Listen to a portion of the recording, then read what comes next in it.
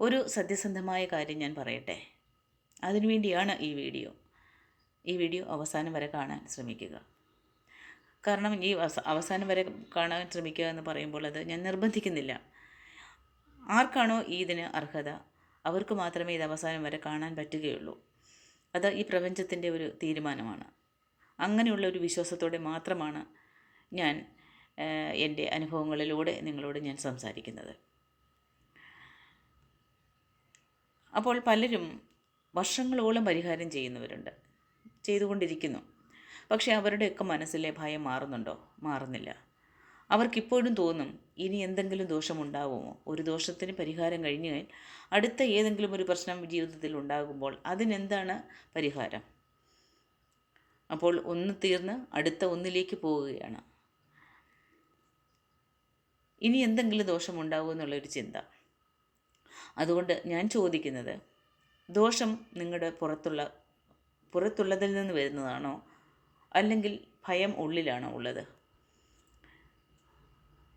അപ്പോൾ ഈ ധ്യാനത്തിനെ പറ്റിയാണ് നമ്മൾ മെയിനായിട്ട് പറയുന്നത്. ഈ ധ്യാനം എന്നത് പുറത്തുള്ള ഗ്രഹങ്ങളെ മാറ്റാനുള്ള ഒരു മാർഗമല്ല, അല്ലെങ്കിൽ ജീവിതത്തിലെ ഭൗതികമായിട്ടുള്ള ഒരു കാര്യങ്ങളും ആവശ്യപ്പെട്ടുകൊണ്ട് അതിനെ ആകർഷിക്കുവാൻ വേണ്ടിയിട്ടുള്ള ഒരു മാനിഫെസ്റ്റേഷൻ പ്രക്രിയയ്ക്ക് വേണ്ടി ഉപയോഗിക്കുന്നതല്ല ധ്യാനം. അത് ഉള്ളിലെ ഗ്രഹണത്തെ മാറ്റാനുള്ള ഒരു മാർഗമാണ്. ഭഗവത്ഗീതയിൽ പറയുന്ന ഒരു വാക്കുണ്ട്, ഉദ്ധരേതാത്മനാത്മാനാം. മനുഷ്യൻ തന്നെ തൻ്റെ ഉയർച്ചയ്ക്കും വീഴ്ചയ്ക്കും കാരണം. ഇത് കേൾക്കുമ്പോൾ ചിലർക്ക് കോപമുണ്ടാകും. അപ്പോൾ ദൈവം എന്തിനാണ് എന്നൊരു ചോദ്യമുണ്ടാകും. ദൈവമില്ല എന്ന് ആരാണ് പറഞ്ഞത്? പക്ഷേ ദൈവം ഒരു വ്യാപാരിയല്ല. ഇത്ര പൂജ ചെയ്താലേ ഞാൻ തൃപ്തനാകുകയുള്ളൂ, അല്ലെങ്കിൽ ഇത്ര പൂജ ചെയ്താലേ ഞാൻ ഇത്ര ഫലം നിങ്ങൾക്ക് തരുകയുള്ളൂ എന്നൊരു കണക്ക് പുസ്തകം ഈശ്വരൻ്റെ കയ്യിലില്ല. ശിവപുരാണത്തിൽ ശിവൻ പലപ്പോഴും പുറത്തുള്ള ചടങ്ങുകളേക്കാളും അന്തരംഗ ഭക്തിക്ക് പ്രാധാന്യം കൊടുക്കുന്നു. കാരണം ശിവൻ ശൂന്യതയാണ്, ശാന്തിയാണ്. ആ ശാന്തി അനുഭവിക്കാൻ ഉള്ള വാതിലാണ് ധ്യാനം. ഇപ്പോൾ ഞാൻ ഒരു കഥയായിട്ട് പറയാം. ഒരു മനുഷ്യനുണ്ടായിരുന്നു. അവൻ്റെ ജീവിതത്തിൽ നിരന്തരം തടസ്സങ്ങൾ. ജ്യോതിഷന്മാരെ കണ്ടു, പരിഹാരങ്ങൾ ചെയ്തു, ക്ഷേത്രങ്ങൾ സന്ദർശിച്ചു. ചില ദിവസങ്ങളിൽ ആശ്വാസം കിട്ടും, പിന്നെ വീണ്ടും അതേ ഭയം മനസ്സിലുണ്ടാകുന്നു. ഒരു ദിവസം ആര് പറഞ്ഞു, ദിവസം തോറും ഒരു 15 മിനിറ്റ് ശാന്തമായിട്ടിരിക്കുക. അപ്പോൾ അയാൾ ചിരിച്ചു. ഇതൊക്കെ എളുപ്പമുള്ള കാര്യമാണോ? കുറച്ച് നേരം മിണ്ടാതിരുന്നാൽ, അല്ലെങ്കിൽ കുറച്ച് നേരം കണ്ണടച്ചിരുന്നാൽ എൻ്റെ പ്രശ്നം തീരുമോ? എൻ്റെ പ്രശ്നം എത്ര വലുതാണ്? പക്ഷെ ഒടുവിൽ അതിനു വേണ്ടിയിട്ടൊന്ന് ശ്രമിച്ചു നോക്കി. ആദ്യ ദിവസങ്ങളിൽ മനസ്സ് ചഞ്ചലപ്പെട്ടു, മനസ്സ് ഓടിപ്പോയി, ചിന്തകൾ വന്നു, കോപം വന്നു, പഴയ വേദനകൾ വീണ്ടും വീണ്ടും മനസ്സിനെ കഷ്ടപ്പെടുത്തി. അപ്പോൾ കരുതി, ഇതൊന്നും എനിക്ക് പറ്റുന്ന കാര്യങ്ങളല്ല, ഇതെനിക്ക് പറ്റില്ല, ധ്യാനം ചെയ്യുന്നതൊന്നും എനിക്ക് ശരിയായിട്ട് വരില്ല. പക്ഷേ തുടർന്ന് ചെയ്തുകൊണ്ടേയിരുന്നു. 1 മാസം കഴിഞ്ഞപ്പോൾ ഒരു ചെറിയ മാറ്റം. പ്രശ്നം മാറിയില്ല. ആരെയാണ് ഈ ധ്യാന മാർഗം ആരാണ് പറഞ്ഞു തരുന്നതെന്ന് തേടൽ ആരംഭിച്ചു. ഒടുവിൽ ഈ പ്രപഞ്ചം തന്നെ ഇവൻ്റെ തേടൽ ആത്മാർത്ഥമാണ് എന്ന് മനസ്സിലാക്കി ശരിയായ ഒരു മാർഗത്തിലേക്ക് കൊണ്ടെത്തിച്ചു. അങ്ങനെ അതിലേക്ക് ശ്രവം തുടങ്ങി. ആദ്യമൊന്നും പ്രശ്നം മാറിയില്ല. പക്ഷേ ക്രമേണ മാറി പ്രശ്നം മാറി, അയാൾ തന്നെ മാറി. അതാണ് ധ്യാനത്തിൻ്റെ ആദ്യ അനുഗ്രഹം. സാഹചര്യം മാറുന്നതിന് മുൻപ് നമ്മുടെ പ്രതികരണം മാറുന്നു. നമ്മൾ പലപ്പോഴും കരുതുന്നത്, എനിക്ക് ശാന്തി കിട്ടിയാൽ ഞാൻ ധ്യാനം ചെയ്യാം. അങ്ങനെയല്ല, ഞാൻ ധ്യാനം ചെയ്താൽ ശാന്തി വരും. ആ ഒരു ബോധത്തിലേക്ക് വരണം. ഇപ്പോൾ ചിലർ പറയും, എനിക്ക് സമയമില്ല. ദിവസം 24 മണിക്കൂർ എല്ലാവർക്കും ഒരുപോലെ തന്നെയല്ലേ? ഞാൻ അങ്ങനെ പറയുന്നവരോട് ചോദിക്കുകയാണ്. നമ്മൾ ഫോണിൽ സ്ക്രോൾ ചെയ്യാൻ സമയം കണ്ടെത്തുന്നുണ്ട്, നമ്മളിലുള്ള പ്രശ്നങ്ങളെപ്പറ്റി നമ്മൾ ചിന്തിക്കാൻ സമയം കണ്ടെത്തുന്നുണ്ട്. പക്ഷേ ശാന്തമായി ഇരിക്കാൻ 10 മിനിറ്റ് കണ്ടെത്തുന്നില്ല. ഇത് ഒരു കുറ്റപ്പെടുത്തലല്ല, ഇതൊരു ഓർമ്മപ്പെടുത്തലാണ്. ധ്യാനം ചെയ്യുമ്പോൾ എന്താണ് നമ്മൾക്ക് കിട്ടുന്നത്? ആദ്യം നമ്മൾക്ക് മനസ്സിനൊരു വ്യക്തതയുണ്ടാവും. രണ്ടാമത് നമ്മൾക്ക് കിട്ടുന്നത് നമ്മളിലുള്ള ഏതെങ്കിലും പ്രശ്നത്തിനെ പറ്റി നമ്മൾ ഓർത്ത് ഭയപ്പെടുന്ന ആ ഒരു ഭയത്തിന് കുറവുണ്ടാവും. മൂന്നാമത് നമ്മൾക്കുണ്ടാകുന്നത് സ്വയം തിരിച്ചറിവുണ്ടാകും. നമ്മൾ ഫേസ് ചെയ്യുന്ന എല്ലാ കാര്യങ്ങൾക്കും നമ്മളുടെ കർമ്മബന്ധത്തിൻ്റെ ഒരു തുടർച്ചയുണ്ടെന്ന് നമ്മൾ മനസ്സിലാക്കും. ഇതിൽ നമ്മുടെ പങ്കുണ്ട്. ഒരു സന്തോഷം വന്നാലും ഒരു സങ്കടം വന്നാലും ഒരു പ്രശ്നം വന്നാലും ഇതിപ്പോൾ വരുന്നതിൻ്റെ കാരണത്തിന് എൻ്റെ ഭാഗത്തും ഒരു പങ്കുണ്ട്. അപ്പോൾ ഇതിവിടെ ഞാൻ അക്സെപ്റ്റ് ചെയ്യണം, ഇതിനു മുന്നിൽ ഞാൻ സറണ്ടർ ആകണം എന്നുള്ള ഒരു തിരിച്ചറിവുണ്ടാകും. നാലാമത് നമ്മൾക്കുണ്ടാകുന്നത് പ്രതികരണത്തിൽ നിയന്ത്രണമുണ്ടാകും. അപ്പോൾ മറുപടി പറഞ്ഞുകൊണ്ടിരുന്ന പല വിഷയങ്ങൾക്കും ഇപ്പോൾ ഒന്ന് ചിന്തിച്ച് മറുപടി പറയാൻ തുടങ്ങും. ഇപ്പോൾ ഞാൻ ഇതിന് മറുപടി പറയണോ, അല്ലെങ്കിൽ ഞാൻ ഇപ്പോൾ ഇതിന് തിരിച്ച് പ്രവർത്തിക്കണോ എന്നുള്ള ഒരു നിയന്ത്രണം വരും. അഞ്ചാമത് നമ്മൾക്കുണ്ടാകുന്നത് ദൈവാനുഭവമാണ്. ഈ ശ്വാസത്തിലൂടെ, ഈ ധ്യാനത്തിലൂടെ ഉള്ളിലേക്ക് പോകുന്ന ശ്വാസവും പുറത്തേക്ക് പോകുന്ന ശ്വാസവും ഇതെല്ലാം ഈശ്വരാംശമാണ് എന്നുള്ള ഒരു ബോധമുണ്ടാകും, ആ ദൈവാനുഭവം ഉണ്ടാകും. പുറത്ത് ദീപം തെളിയിക്കുന്നത് നല്ലതാണ്, അമ്പലങ്ങളിൽ പോകുന്നത് നല്ലതാണ്. അവിടെയുള്ള ഭക്തിസാന്ദ്രമായ നിമിഷങ്ങളെ ഉൾക്കൊണ്ടുകൊണ്ട് വരണം. അവിടെയും ധ്യാനമെടുക്കണം. ഈ പുറത്തെല്ലാം ദീപം തെളിയിക്കുമ്പോൾ അകത്തൊരു ദീപം തെളിയിച്ചാൽ അതൊരിക്കലും അണയില്ല. ആ വെളിച്ചത്തിൽ എപ്പോഴും നമ്മൾക്ക് വഴിതെറ്റാതെ നമ്മൾക്ക് നടക്കാൻ പറ്റും. ചിലർ പറയും പരിഹാരം ഒന്നും വേണ്ടെന്ന് പറയുകയാണോ, അല്ലെങ്കിൽ ചിലരെങ്കിലും ഇത് മനസ്സിൽ തോന്നും.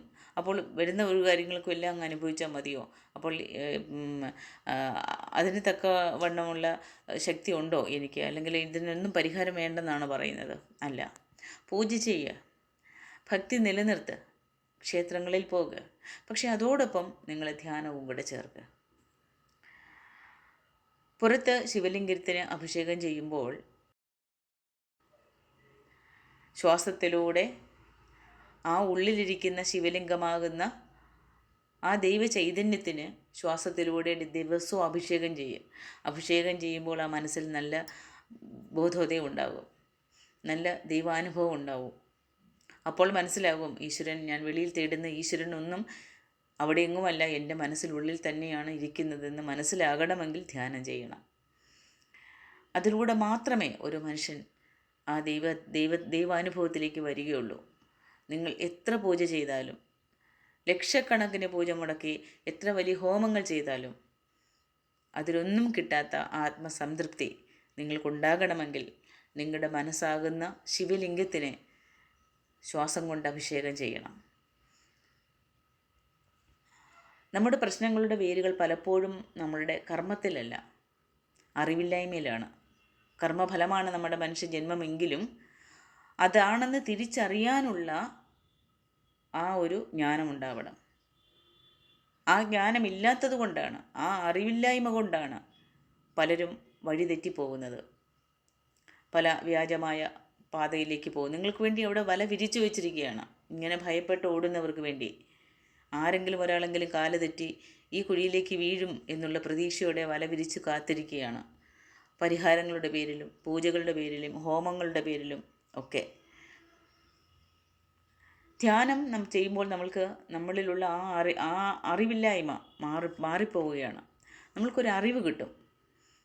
അതൊരു മാജിക്കായിട്ടൊന്നും വരുന്ന കാര്യമില്ല, മാജിക്കല്ലത്. ഇതൊരു പതിവാക്കണം, ഒരു ശീലമാക്കണം ധ്യാനം ചെയ്യുന്നത്. ആദ്യം 5 മിനിറ്റ്, പിന്നെ 10 മിനിറ്റ്, പിന്നെ 20 മിനിറ്റ്. അവസാനം ഒരു ദിവസം നിങ്ങൾ തിരിച്ചറിയും. ഇതിന് പ്രത്യേക സ്പെഷ്യൽ ക്ലാസ്സിനോ അല്ലെങ്കിൽ ഗൈഡഡ് മെഡിറ്റേഷനോ ഒന്നും പോകേണ്ട ആവശ്യമില്ല. ഒരിടത്ത് സമാധാനമായിരുന്ന് നിങ്ങളുടെ ഉള്ളിലേക്ക് പോകുന്ന ശ്വാസവും പുറത്തേക്ക് പോകുന്ന ശ്വാസവും ശ്രദ്ധിച്ചു തുടങ്ങുക. ചിന്തകൾ വരും, കാട് കയറി ചിന്തകൾ വരും. ഒരു നിമിഷം അതിനെ ഒന്ന് നോക്കിയിട്ട് അടുത്ത നിമിഷം വീണ്ടും ശ്വാസത്തിലേക്ക് ശ്രദ്ധിക്കുക. ചിലരുണ്ട് സിദ്ധന്മാരുടെ ജീവസമാധിയിലൊക്കെ പോയി പ്രാണായാമം ചെയ്യുന്നവർ. ഒരിക്കലും അവിടെ അതിൻ്റെ ആവശ്യമില്ല. ഉള്ളിലേക്ക് പോകുന്ന ശ്വാസവും പുറത്തേക്ക് പോകുന്ന ശ്വാസവും മാത്രം ശ്രദ്ധിച്ചവിടെ ഇരിക്കുക എന്നുള്ളത് മാത്രമേ ഉള്ളൂ. ആ ശ്വാസത്തിൽ കൂടെയാണ് ആ ദൈവശക്തിയുമായിട്ട് സംസാരിക്കുന്നത്. അപ്പോൾ ഒരു ദിവസം നമ്മൾ ഈ ധ്യാനത്തിൻ്റെ പരിശീലനം ചെയ്തുകൊണ്ട് ഇരിക്കെ നമ്മൾക്ക് മനസ്സിലാകും, എനിക്കിനി ഒന്നിനെപ്പറ്റി എനിക്ക് പേടിയില്ല എന്നുള്ള സ്വയം ഒരു ബോധ്യം വരും നമ്മൾക്ക്. എനിക്കിനി എന്ത് സംഭവിച്ചാലും ഒരു ചെറിയൊരു വിഷയം പോലും അല്ലെങ്കിൽ അതിനെപ്പറ്റിയുള്ളൊരു പേടി കൊണ്ട് ഞാൻ തളർന്നു പോകില്ല. എനിക്കുള്ളിലൊരു ശാന്തതയുണ്ട്. ഈ ഒരു സ്റ്റേജിലേക്കെല്ലാം ക്രമേണ വരും. അതാണ് ദൈവസാന്നിധ്യം. ദൈവം പുറത്തുള്ള ക്ഷേത്രങ്ങളിൽ മാത്രമല്ല, ഉള്ളിലെ നിശബ്ദതയിൽ ഭഗവാനെ നമ്മൾക്ക് മനസ്സിലാക്കാം. ആ നിശബ്ദതയിലേക്ക് കടക്കാൻ ഈ ധ്യാനമാണൊരു വാതിൽ. അപ്പോൾ ഇന്ന് ഞാൻ പറയുന്നത് ഒരു വെല്ലുവിളി പോലെ നിങ്ങളെടുത്തു. 30 ദിവസം പ്രതിദിനം 15 മിനിറ്റ് ഫോൺ ഓഫ് ചെയ്യുക, കണ്ണടയ്ക്കുക, ശ്വാസത്തെ മാത്രം ശ്രദ്ധിക്കുക. ഇത് ഒരു ദിനചര്യ പോലെ നിങ്ങളിത് ചെയ്തിട്ട് വീണ്ടും ഈ വീഡിയോയ്ക്ക് കീഴെ വന്ന് നിങ്ങൾ എന്നോട് കമൻറ്റ് ചെയ്യും, മാറ്റമുണ്ടോ ഇല്ലയോ എന്ന്. നമ്മൾ അന്വേഷിക്കുന്നത് പരിഹാരമല്ല, ശാന്തിയാണ്. ശാന്തി കിട്ടിയാൽ പരിഹാരത്തിൻ്റെ ആവശ്യം തന്നെ കുറഞ്ഞു പോകും. അവസാനം ഞാനൊരു സത്യം പറയട്ടെ നിങ്ങളോട്. ദൈവം നിങ്ങളെ ശിക്ഷിക്കാൻ കാത്തിരിക്കുന്നവനല്ല. ആ ശിക്ഷയെ പേടിച്ചിട്ടാണ് പലരും പരിഹാരത്തിന് പോകുന്നത്, ദൈവത്തെ പ്രീതിപ്പെടുത്താൻ നിൽക്കുന്നത്. ഇപ്പോൾ ഒരാളിൽ നിന്നും നമ്മൾക്ക് എന്തെങ്കിലും ഒരു വേണ്ടാത്തത് നടക്കണ്ട എങ്കിൽ അവരെ എത്രത്തോളം നമ്മൾ പുകഴ്ത്തി സംസാരിക്കാമോ, അല്ലെങ്കിൽ എത്രത്തോളം അവർക്ക് സന്തോഷമാകുന്ന കാര്യങ്ങൾ ചെയ്തു കൊടുത്ത് നമ്മുടെ സൈഡിലേക്ക് അവരെ നിർത്താനാണ് മനുഷ്യർ ശ്രമിക്കുന്നത്. പക്ഷേ ദൈവത്തെയും അതേപോലെയാണ് നിങ്ങൾ കണക്കാക്കുന്നത്. ദൈവത്തിൻ്റെ ഇഷ്ടമുള്ള കാര്യങ്ങളെല്ലാം ചെയ്തു കൊടുത്ത് ദൈവത്തെ നിങ്ങളുടെ സൈഡിലേക്ക് കൊണ്ടുവരാനാണ് നിങ്ങൾ ശ്രമിക്കുന്നത്. പക്ഷേ അതുകൊണ്ടൊന്നും പുറത്ത് നിങ്ങൾ കാണിക്കുന്ന പൂജ കൊണ്ടോ വഴിപാടുകളുണ്ടോ ഹോമം കൊണ്ടോ ആ ദൈവ സാന്നിധ്യം നിങ്ങൾക്ക് മനസ്സിലാക്കാൻ പറ്റില്ല.